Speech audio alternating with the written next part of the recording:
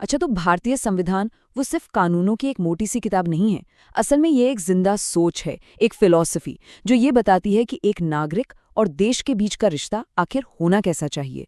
तो आज हम इसी फिलॉसफी की आत्मा में उतरने वाले हैं और इसे समझेंगे इसके 3 सबसे जरूरी हिस्सों से: फंडामेंटल राइट्स, डायरेक्टिव प्रिंसिपल्स और फंडामेंटल ड्यूटीज।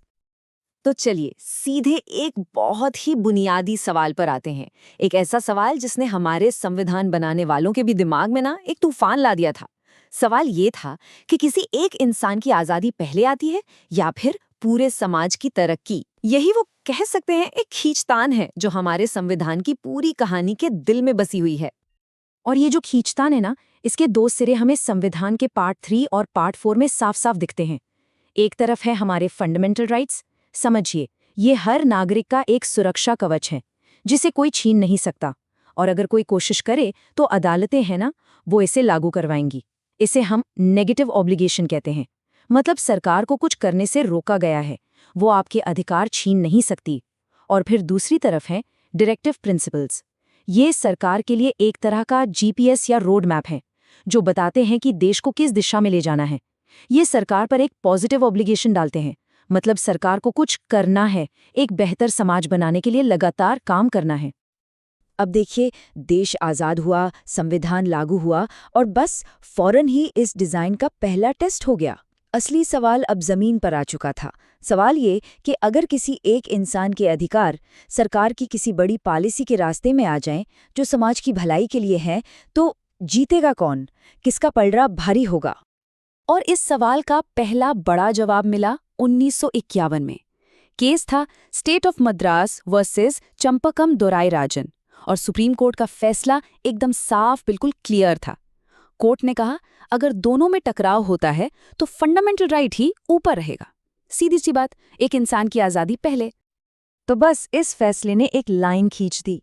कोर्ट ने बिल्कुल क्लियर कर दिया कि जिन फंडामेंटल राइट्स को कानून का सहारा है, वो उन डायरेक्टिव प्रिंसिपल से कहीं ऊपर हैं जो सरकार के लिए सिर्फ गाइडलाइंस हैं, सलाह हैं। और बस यहीं से शुरू हुई एक बहुत बड़ी संवैधानिक लड़ाई की कहानी। और इसके बाद जो शुरू हुआ ना, वो इंडियन डेमोक्रेसी का शायद सबसे दिलचस्प चैप्टर है। पार्लियामेंट और जुडिशरी, यानी संसद और न्यायपालिका के बीच एक जबरदस्त खींचतान, एक ऐसी रस्साकशी जिसमें दोनों ही ये साबित करने में लगे थे कि संविधान की असली आत्मा को कौन बेहतर समझता है। ये टाइमलाइन देखिए, ये पूरा ड्रामा एक ही फ्रेम में दिखाती है। चलिए इसे जरा एक एक करके समझते हैं। तो कहानी शुरू हुई 1951 के चंपकम केस से, जब कोर्ट ने कहा राइट्स सबसे ऊपर हैं, लेकिन सरकार को जमींदारी खत्म करने जैसे बड़े सामाजिक सुधार करने थे और इसमें संपत्ति का अधिकार आड़े आ रहा था। तो फिर क्या हुआ? 1971 में पार्लियामेंट ने 25वें अमेंडमेंट से जवाब दिया। उन्होंने कहा कि नहीं, समाज के बड़े लक्ष्यों के लिए कुछ अधिकारों को कम किया जा सकता है। इसके बाद आया 1973 का वो ऐतिहासिक पल, केशवानंद भारती केस। यहीं पर सुप्रीम कोर्ट ने अपना ब्रह्मास्त्र निकाला, बेसिक स्ट्रक्चर का सिद्धांत। कोर्ट ने कहा, ठीक है, पार्लियामेंट संविधान को बदल सकती है, लेकिन आप इसकी नींव, इसकी आत्मा को नहीं छू सकते। अब इसके जवाब में इमरजेंसी के दौरान 1976 में आया 42वां अमेंडमेंट। इसने तो लगभग सभी डायरेक्टिव प्रिंसिपल्स को फंडामेंटल राइट से ऊपर रख दिया। ये पार्लियामेंट की तरफ से एक सीधी कोशिश थी अपनी ताकत साबित करने की। और फिर आखिर में 1980 में मिनर्वा मिल्स केस ने इस पूरी जंग को खत्म कर दिया। कोर्ट ने कहा कि संतुलन यानी बैलेंस ही संविधान का बेसिक स्ट्रक्चर है, और इस तरह ये खींचतान खत्म हुई। अब 1 मिनट रुककर पार्लियामेंट के नजरिए को भी समझना जरूरी है। उनकी दलील क्या थी? उनका कहना था कि भाई, हमें करोड़ों लोगों को गरीबी से बाहर निकालना है, सामाजिक न्याय लाना है, और इसके लिए बड़े क्रांतिकारी सुधारों की जरूरत है। और अगर इन बड़े लक्ष्यों को पाने के लिए कुछ लोगों की निजी आज़ादी पर थोड़ी बहुत रोक लगानी भी पड़े, तो ये पूरे समाज के भले के लिए जरूरी है।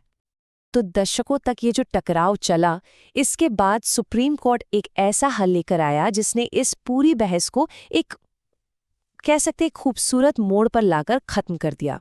और ये जो सोल्यूशन था ना, ये इंडियन जुडिशरी की सबसे बड़ी देन में से एक माना जाता है। और ये आइडिया था बेसिक स्ट्रक्चर डॉक्ट्रिन का, मतलब मूल संरचना का सिद्धांत। सुनने में भारी लगता है, पर इसका मतलब बहुत सीधा और गहरा है।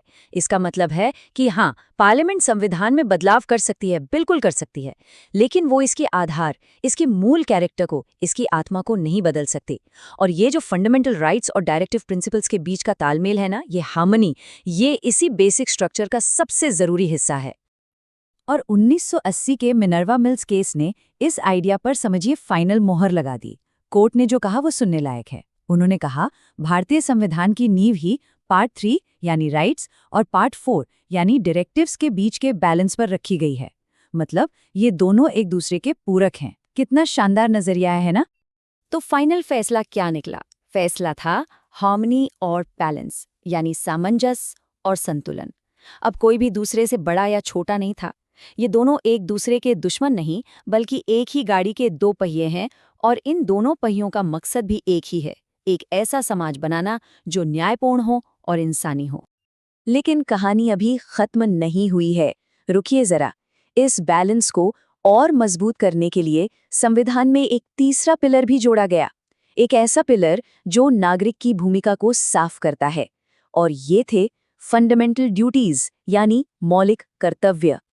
और मजे की बात यह है कि ये ड्यूटीज 1976 में उसी 42nd अमेंडमेंट के साथ जोड़ी गईं, जब राइट्स और प्रिंसिपल्स की लड़ाई अपने पीक पर थी।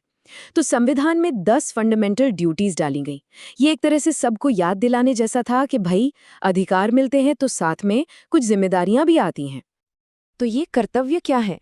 ये हमें हमारी नागरिक जिम्मेदारियों की याद दिलाते हैं, जैसे कि हमें संविधान का सम्मान करना चाहिए, देश की एकता और अखंडता को बनाए रखना है, आपस में भाईचारे की भावना को बढ़ावा देना है, और हाँ, पब्लिक प्रॉपर्टी को नुकसान नहीं पहुंचाना है, हिंसा से दूर रहना है। तो ये जो ड्यूटीज है ना, ये राइट्स और रिस्पॉन्सिबिलिटीज के बीच एक बहुत जरूरी पुल का काम करती हैं। तो आप देखिए, पूरी तस्वीर हमारे सामने एकदम साफ है। राइट्स, डायरेक्टिव प्रिंसिपल्स और ड्यूटीज, ये तीनों मिलकर ही हमारे संविधान की उस महान फिलॉसफी को पूरा करते हैं। इस पूरे दर्शन को अगर हम एक नटशेल में देखें, तो जो राइट्स हैं वो एक व्यक्ति के लिए हैं, इंडिविजुअल सेंट्रिक, और आप उन्हें कोर्ट में एनफोर्स करा सकते हैं। जो डायरेक्टिव प्रिंसिपल्स हैं वो पूरे समाज के लिए हैं, सोसाइटी सेंट्रिक, और वो सरकार के लिए गाइडलाइंस हैं। और फिर आती हैं ड्यूटीज, जो हम नागरिकों पर केंद्रित हैं, सिटीजन सेंट्रिक, और ये हमारी नैतिक जिम्मेदारियां हैं। और ये जो तिकड़ी है ना, राइट्स, डायरेक्टिव्स और ड्यूटीज, ये इस बात को पक्का करती है कि किसी एक इंसान की आज़ादी, पूरे समाज की भलाई और एक जिम्मेदार नागरिक होने का भाव, ये तीनों चीजें एक दूसरे से टकराएं नहीं, बल्कि एक दूसरे को और मजबूत करें। यही है हमारे संविधान की असली आत्मा, इसकी अंतरात्मा। तो जाते जाते एक सवाल सबके लिए छोड़ जाते हैं। अगर अधिकार वो हैं जो एक नागरिक देश से मांग सकता है, और कर्तव्य वो हैं जो देश एक नागरिक से निभाने को कहता है, तो आज के भारत में ये जो बैलेंस है, ये जो संतुलन है, वो असल में कहाँ पर खड़ा है? इस पर सोचना तो बनता है।